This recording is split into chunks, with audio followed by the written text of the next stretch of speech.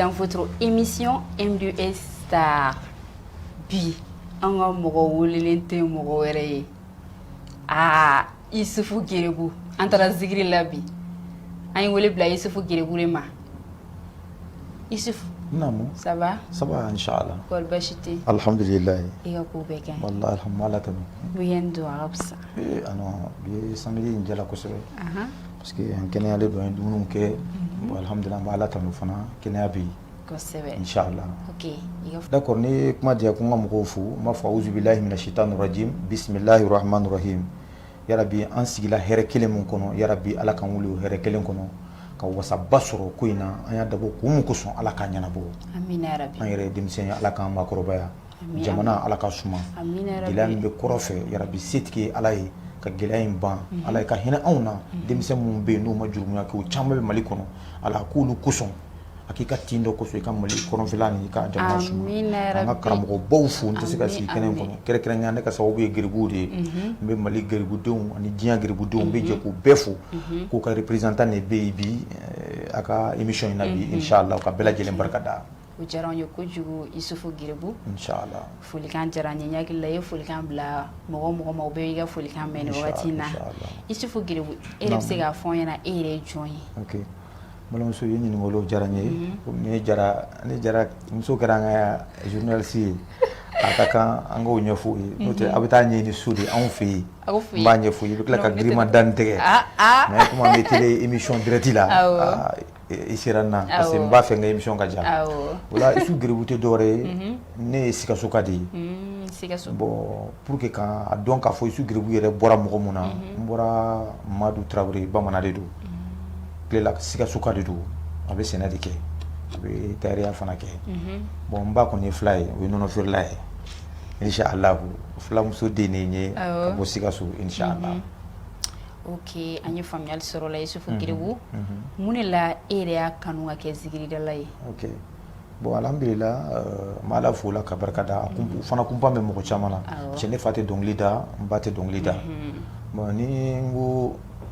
n fa tɛ dɔnkili da n ba tɛ dɔnkili da mais n bɛ se ka dɔnkili sɔrɔ bayanfan parce que ne ye Madu Gitari fɔ bi Alu Sangare fa n'i y'o fɔ bi Mali bɛɛ b'o dɔn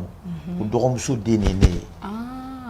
i ka ye o dɔgɔmuso o den de ye ne ye bon a kan bɛ se ka kɛ n ye dɔnkili sɔrɔ bayanfan bon ne yɛrɛ fana n ye kalan de kɛ ne ye kalanden de ye n ye madarasa kalan ninnu kɛ geribu kalan kɔfɛ an ye geribuya kɛ geribuya kɔfɛ an donna madarasa la o de kama n b'olu dɔn quoi ni y'a ye n bɛ n ka dɔnkili ta k'a ɲɛsin zikiri ma parce que n ye kalan kɛ n ye kuranna kalan n ye kira ka histoire kalan n bɛ se ka mɔgɔw waju diinɛ kɔnɔ parce que i tɛ fɛn min dɔn i tɛ se ka kuma o kan o de kama n ye n ka dɔnkili ta k'a ɲɛsin zikiri ma n tɛ n bɛ se dɔnkili wɛrɛw la. I bɛ se dɔnkili wɛrɛw la min ni zikiri tɛ siga t'a la. An bɛ tila ka na olu la yɔrɔ la sɔɔni. Ka di i ye cogo cogo n ka cɛ a da tɛ to ne na bi. Yɔrɔ d'accord Isufu Gerebu an ye faamuyaliba fana sɔrɔ i ka zikiri nacogo kan mais an b'a mɛn Isufu Gerebu ne ko Isufu e ye geribuya de kɛ ka tɛmɛ wa walima mun de don ou bien i y'a da i yɛrɛ la ten ka geribuya in fara i yɛrɛ kan. Inshallah bon kunpan fana bɛ mɔgɔ caman na ɲininkali in ɲɛna kojugu a ka émission in tɔgɔ MD Star ale fana bɛna kɛ yelen bi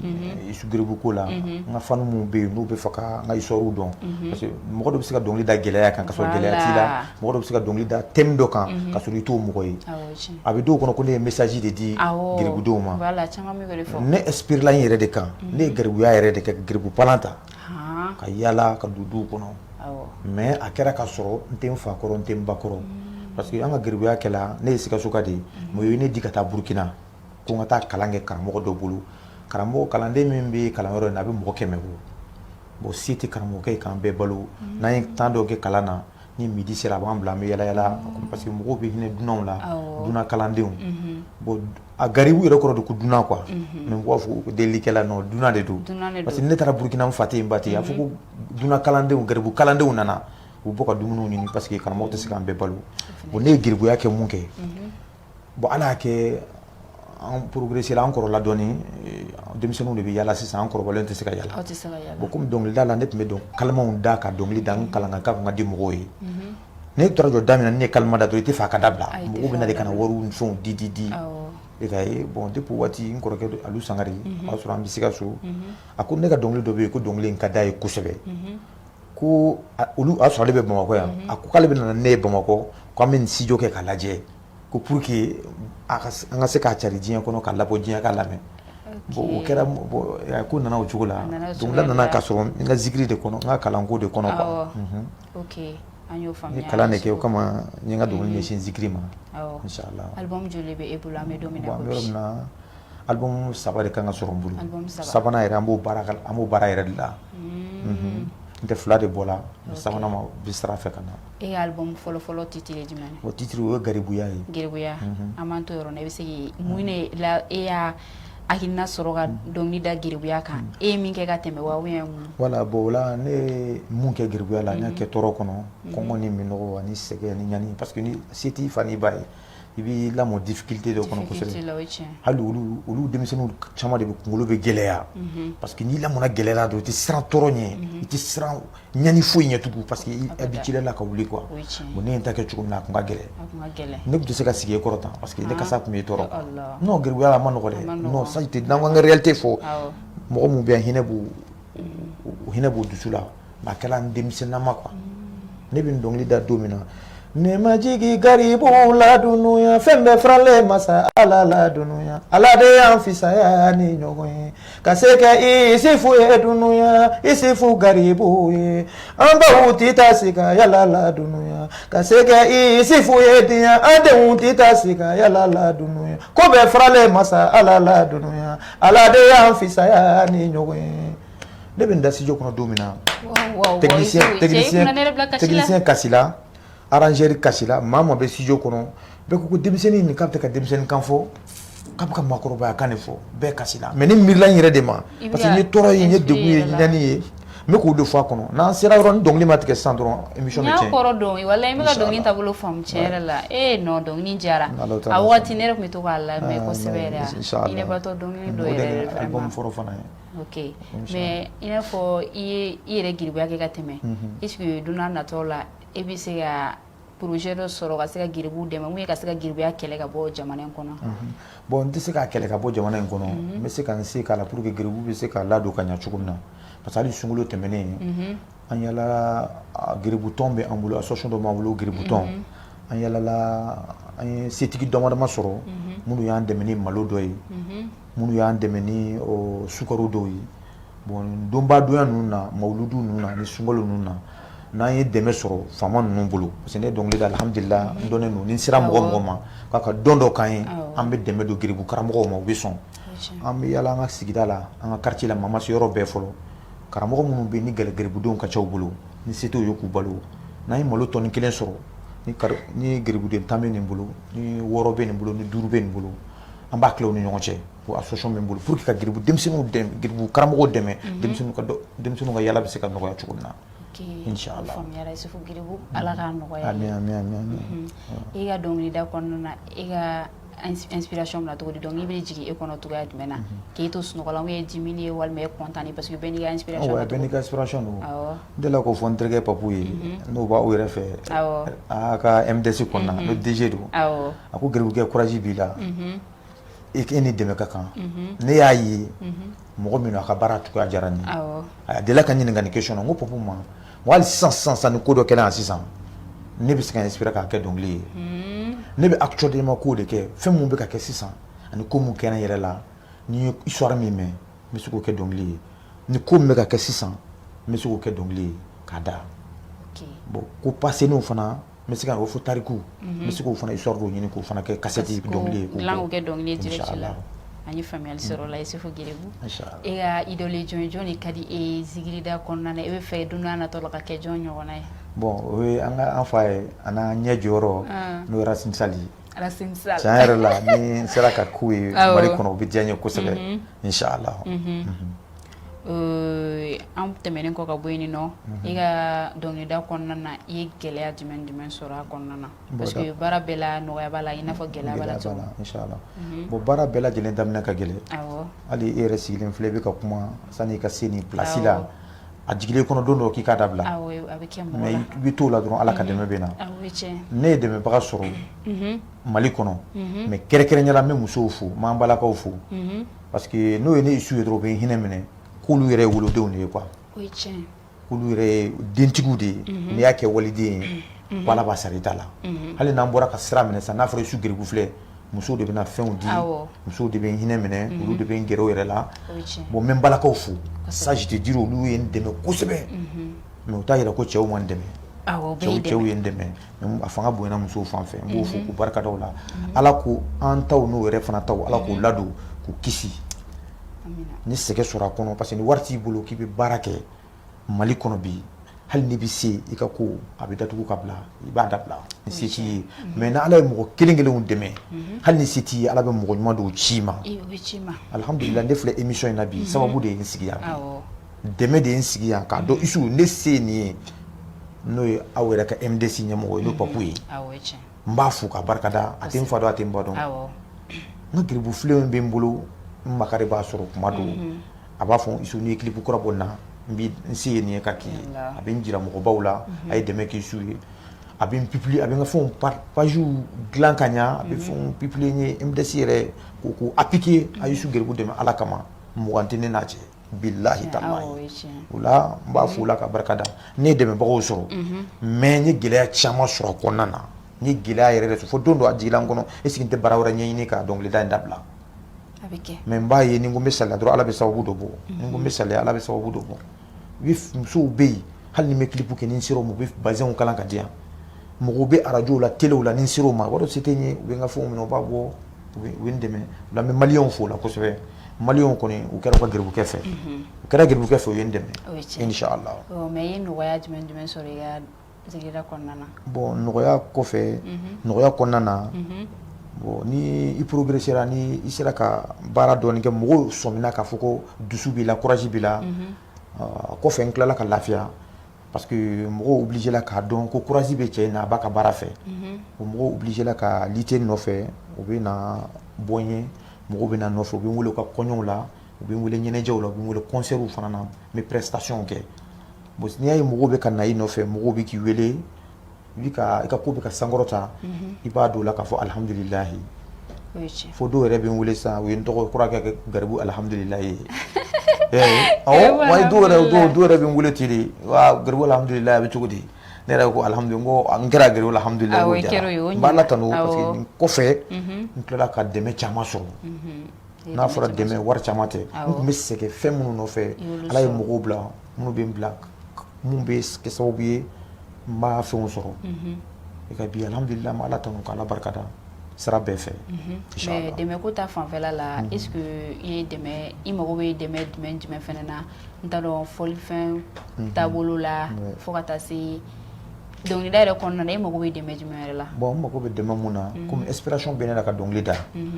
bon n mago bɛ mɔgɔw la a ka di n ye ne ka su dɔ sigi palais de la culture la Geribu tɔgɔ la o ma kɛ fɔlɔ n ye concertw kɛ yɔrɔ wɛrɛw la région na mais Bamakɔ yan n ma concert kɛ Bamakɔ yan ko presque Geribu tɔgɔ la n donna mɔgɔw ka concert la palais la yɔrɔ wɛrɛw la a ka ca depuis n ka cassette bɔra n bɛ concert la tournéw na Mali région na mais n ma deli ka su sigi Bamakɔ yan Geribu tɔgɔ la k'a fɔ nin ye Geribu ka su ye concert la an ka ɲɔgɔn sɔrɔ palais de la culture la bi n'i ye mɔgɔ sɔrɔ mɔgɔ min bɛ se ka n sponsoriser ou bien ka dɛmɛ d'u ma ka ku dɔ di yan an ka se k'o kɛ non o ye haminakoba ye bi inshallah dalen b'a la o dɛmɛ bɛ s'i ma parce que hakilina ɲuman don k'a kɛ ka se ka Geribu denmisɛnninw dɛmɛ n'Ala taala sɔn a dɔw fana an bɛ Geribu bɛɛ bɛ don fu de ye an bɛna ɲininkali k'o de la sisan Geribu bɛɛ bɛ don fu mɔgɔ min bɛ se k'an dɛmɛ an bɛ billet kɛ 200 ou bien carte kɛ 1000 bon a dabɔra Geribu ka su de don ka Geribu dɛmɛ Geribu de bɛ taa a fɛn dabɔlen don Geribu de kama olu ka dunni don olu ka dunni don bɛɛ ka don fu ka na Geribuya tabiya kɔrɔ ye mun ye ne yɛrɛ ye fɛn minnu sɔrɔ Geribuya la hali a bɛ se ka kɛ dɔnni an b'o di mɔgɔw ma hamina bɛ mɔgɔw la o dɔw ta ye gɛlɛya ye dɔw ta ye hɛrɛ sɔrɔ ye an bɛ fɛn dɔ ɲini karamɔgɔw bolo ka t'o di mɔgɔw ma kɛnɛ kɔnɔ Geribudenw a ye dɔnni min sɔrɔ a ye n'a fɔ mɔgɔw ye ne bɛ zikiri da Geribu bɛ fayida di mɔgɔw ma karamɔgɔw bɛ fayida di mɔgɔw ma a y'a dabɔ o de kama inshallah mais dɛmɛ in yɔrɔ ta fanfɛ ni mɔgɔ bɛ fɛ k'e dɛmɛ Isufu Geribu olu bɛ se k'i lasɔrɔ tɔgɔ di walasa ka dɛmɛ lase e ma téléphone numéro dɔ di téléphone numéro d'u ma inshallah ni sera MDC mɔgɔw yɛrɛ ma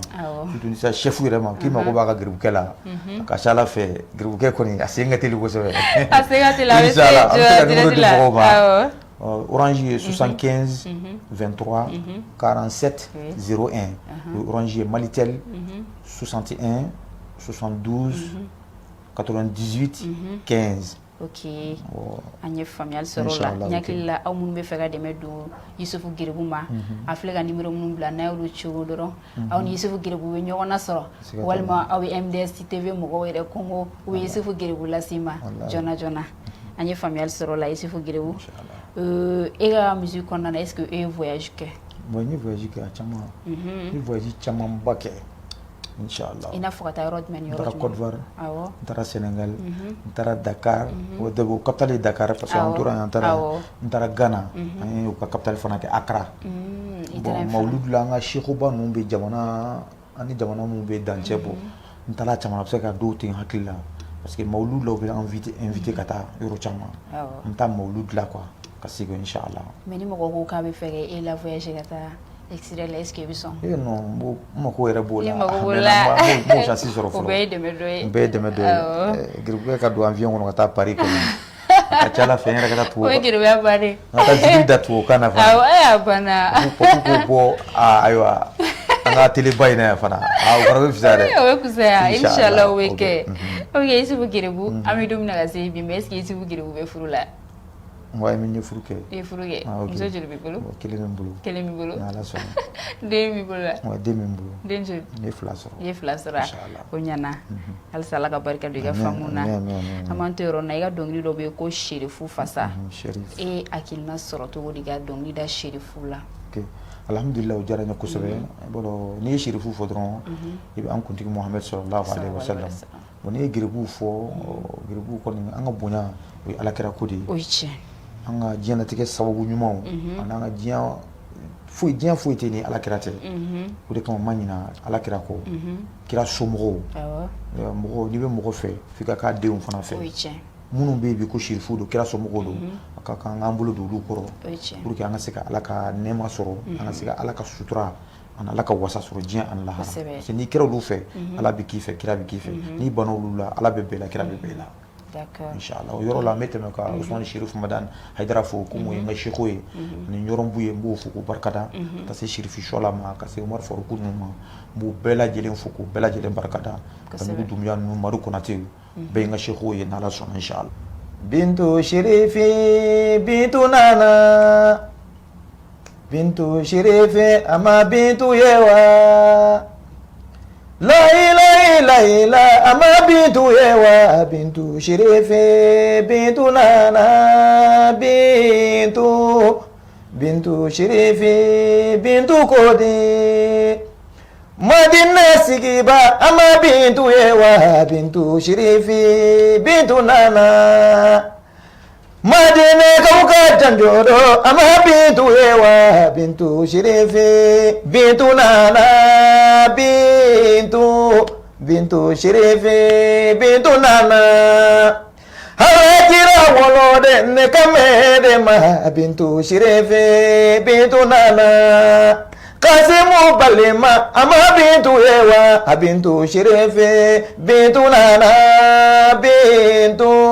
Bintu Sherifi Bintu Nana amani mori sokele yewa ne ninda Sherifi udela au segana Muhammadu nofe au nyanina dugu kolokoka au tola dugu kolokoka nekambi Fatima Zaharama nekame Zahara uma ni mogo ni ma Zahara usoro ala yijen koba wala de Zahara nanga maudo abora Alakira Mamadula abora Sayyidina Ali dela Fatima Zahara umima Bintu Sherifi Bintu Nana. Wow no Yusufu Geribu. Vraiment Yusufu Geribu dɔnkili diyara i voix ka di i ka dɔnkili bɛ don mɔgɔ fɛ trop vraiment. Ok ni mɔgɔ ko k'a bɛ e wele a ka événement na i n'a fɔ mariage ni baptême ni cérémonie wɛrɛw la quoi est-ce que e bɛ sɔrɔ? Ouais an ka sɔrɔ sira yɛrɛ b'o la kosɛbɛ parce que dɔnkilidala n'i bɛ wele baptême ninnu ni i y'a fɔ cogo min mariage ninnu na ani cérémonie ba ninnu na parce que orchestre bɛ n bolo fɔlikɛlaw bɛ n bolo dɔw bɛ guitare fɔ dɔw bɛ batterie fɔ dɔw bɛ piano fɔ ni nga orchestre mɔgɔw bɛ na n bɛ marajuw sigi an bɛ sumu sigi ka daminɛ sɔgɔma fo wula fɛ zikiri sumu n'an y'o dɔ kɛ ɲinɛ i tɛ sɔn ka ɲɛbɔ dɔ wɛrɛ fɛ dɛ n tɛ yɛrɛ bɛ cogo min na zikiri sumunama kabako don cɛrɛ parce que zikiri sumunama o fana mɔgɔw b'a fisa i ko b'a critiquer ko tɛ ɲɛnajɛ bɛ diinɛ na quoi n'i mana k'i ka musow ɲɛnajɛ i bɛ musow ɲɛnajɛ n'o ɲɛnajɛ fɛnw de ye i y'a faamuya ɲɛnajɛ bɛ yen an kana silamɛya kɛ ko datugulen an karamɔgɔ y'a fɔ an ye dunun ni bala haramu tɛ mais kɛcogo de b'a kɛ haramu ye ni ne ye dɔnkili da sisan ka jarabi bɔ n kun ka seri daga yɛlɛma tan ka fɛnw fɔ bon ko minnu b'an ka fɔ ça c'est pas bon ayi vraiment a y'a kule ɲɔgɔn na ta a ye fɛn bon kuma ɲuman a bɛɛ b'a dɔn kuma ɲuman a b'i nafa a bɛ ne nafa hali n'i t'a kɛ karisa a ye nin dabila i fa t'a fɛ i ba t'a fɛ ala t'a fɛ u ka di bɛɛ ye mais sitana fɛ i b'a kɛ parce que a ka di ye mais i yɛrɛ b'a dɔn ko ɲuman tɛ hali kojugukɛla o de kama ni zikiri sumu sigi muso minnu bɛ yen i b'o fasa da u jija u k'u cɛw bonya muso ka den ka barika ka diɲɛlatigɛ ka ɲa i cɛ de don i fa bonya i ba bonya diɲɛlatigɛ hɛrɛ bɛɛ filɛ i ka ye an b'olu conseils di musow ma u bɛ dɔn kɛ u bɛ tɛgɛrɛw fɔ u keleku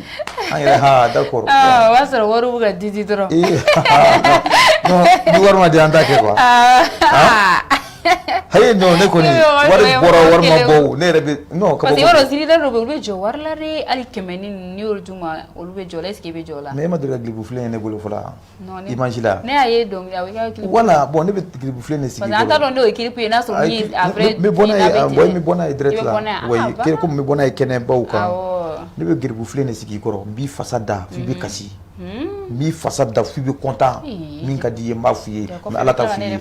mun ka di i ye i b'a bila a kɔnɔ o ye ne gɛrɛsɛgɛ de ye parce que ne donna ni geribuya de ye n bonyana n'o de ye n ka fierté fana o de ye n tɛ maloya n'a ye quoi kosɛbɛ ça je te dis n y'o dɔn maintenant e ka musique la est ce que a bɛ conseil di dɔnkilidala tɔw ma i n'a fɔ aw dɔgɔnin minnu bɛ sira la ka na fo ka taa se hali kɔrɔbalenw fana ma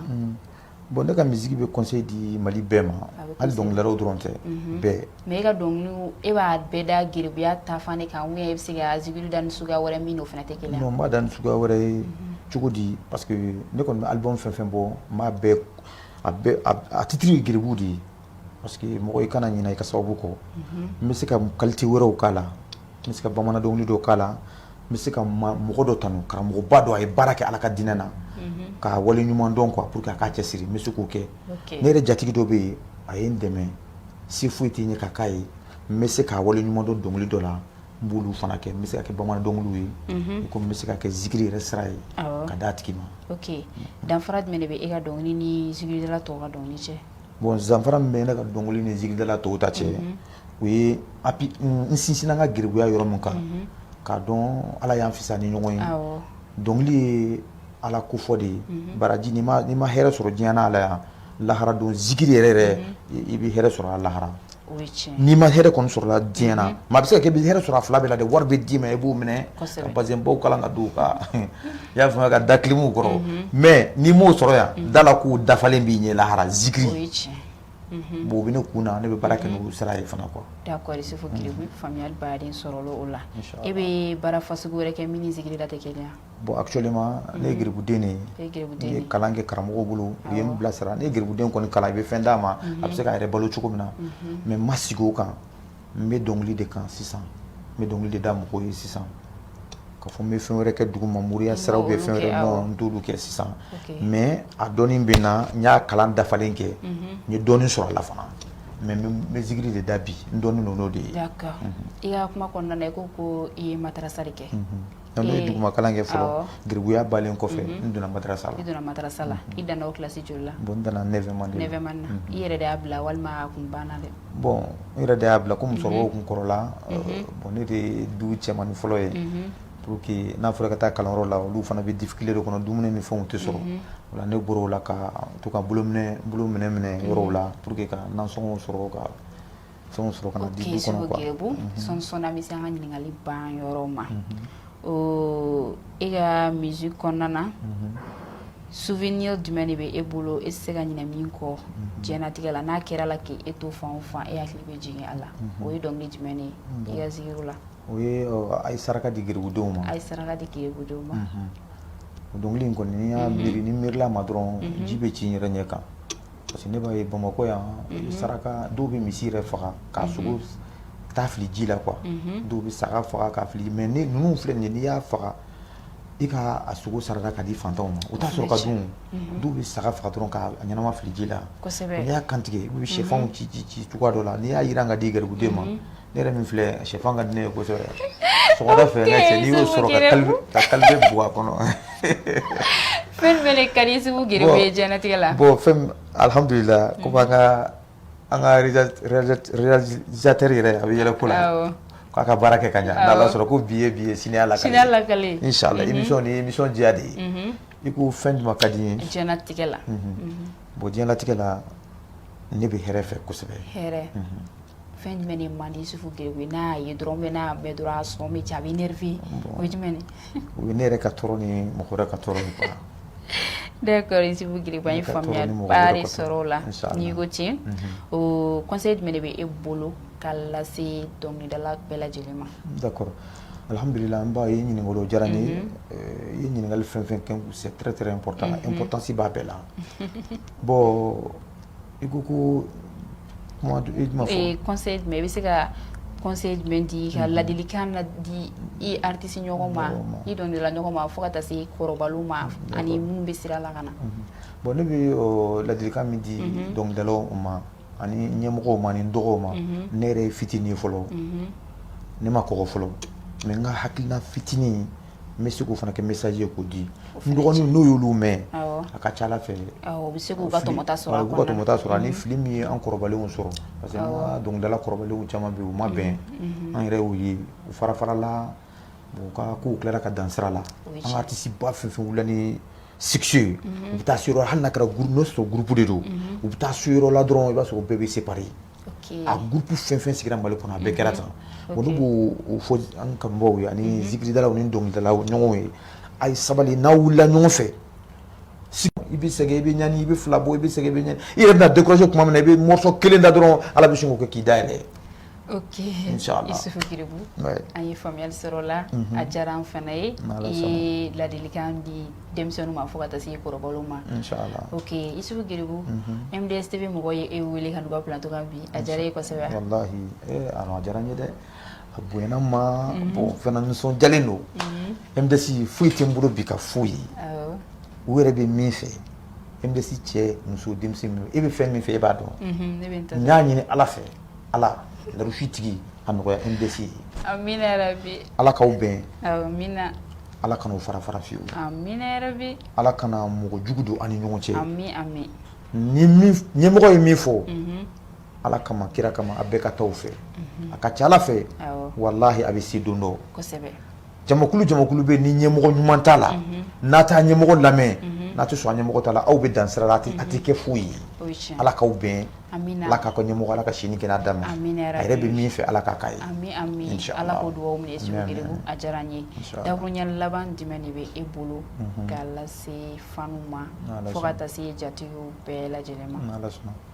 o la Mali cɛ ani muso denmisɛnnin makɔrɔ nin tun y'a ka Giribukɛ mankan ye MDS SAR plateau sanfɛ kuma ye toden ye i bɛ dɔ ta dɔ bɛ bɔ a bɛ se ka kɛ ne bɛ kuma fɔ a bɛ digi dɔ la ka sɔrɔ wallahi n ka laɲini tɛ n'i y'a dɔn k'a fɔ n bɛ k'a fɔ a bɛ ka digi i la n t'a fɔ mais ni can don n t'a to yen k'a bɛ ka digi i la ni can kɔni don n t'a to yen k'a bɛ ka digi i la ne t'a dɔn ko fɛn dɔ ka go e ye ka n tugu k'a kɛ k'a bɛ Ala ka n da diɲɛ kɔnɔ ne ni mɔgɔ bɛ ɲɔgɔn fɛ n t'o kɛ fiyewu mais n b'a ɲini o fɛ ni fili min yela kuma in na ni kuma min fana cogoya ma ɲa u ka dɔn n ye denmisɛn de ye denmisɛn t'a ɲɛ ko n'a tiɲɛ ko dɔn u ka n wele n ka numéro kan siɲɛ wɛrɛ ni n sigila sigiyɔrɔ wɛrɛ la n b'a corriger ko dɔ tun y'a fɔ n ye ko n ye kuma in fɔ k'a ma ɲi n tɛ se ka kan u ka n dɛmɛ halisa n'Ala bɛ taa an bɛ se n m'a fɛ ka se n ma se fɔlɔ u ka n dɛmɛ halisa an balakaw u ka n dɛmɛ an falakaw ka n dɛmɛ Mali silamɛden bɛɛ k'u hakili to garibudenw na u bɛ diya ne ye Isufu ye kojugu inshallah ok Isufu Giribu n hakili la u bɛɛ y'i ka kuma faamuya u bɛɛ k'u ka dɛmɛ b'i ye fana ok an yɛrɛ b'i fo MDS TV mɔgɔw b'i fo i nan'u ka wele jaabi a diyara an ye kojugu d'accord ni ne bɛ na dansigi kɛ an ka bi émission na ni Ala m'an ka jɔnya jɔ n na samedi wɛrɛ aw ni ne an bɛ segin ka ɲɔgɔn sɔrɔ yan ni heure kelen na ni wagati kelen na halisa a ye to aw ka abonné an ka page Facebook kan YouTube kan o n'a ɲɔgɔnna caman aw fɛn fɛn abonné don an ka page la an ka foli belebeleba bɛ aw ye barisa aw de ye sɛgɛnbali ɲinɛbaliw ye halisa a y'aw abonné an b'a fɔ la sa ko aw kan bɛn diɲɛ wagati wɛrɛ